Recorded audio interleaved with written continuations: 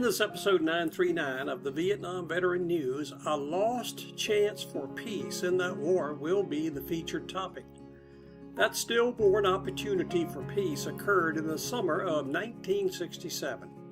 It was described in an opinion piece in the New York Times titled, "A Lost Chance for Peace in Vietnam."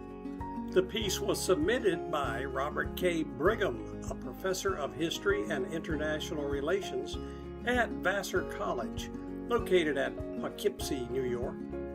Most all Vietnam veterans remember the summer of 1967. Fighting was raging in the war. Back home, the country was being racked by opposition to the war. President Johnson, who was the architect of that terrible overseas contingency, was desperate to end it so he could continue with the building of his great society back home.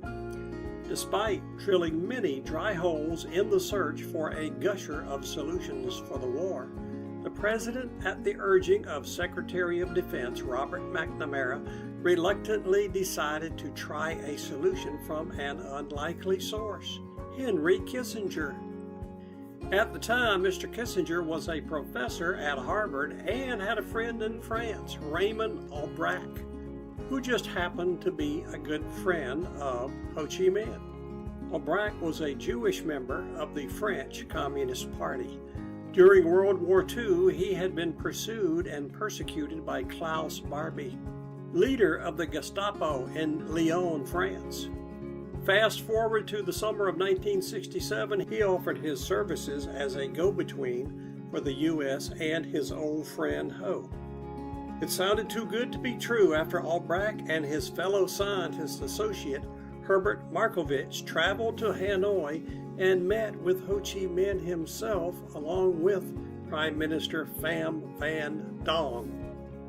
The proposal was accepted in principle. Unfortunately, subsequent events doomed it to failure. Discover what doomed the peace proposal in episode 939 of the Vietnam Veteran News podcast. Go to VietnamVeteranNews.com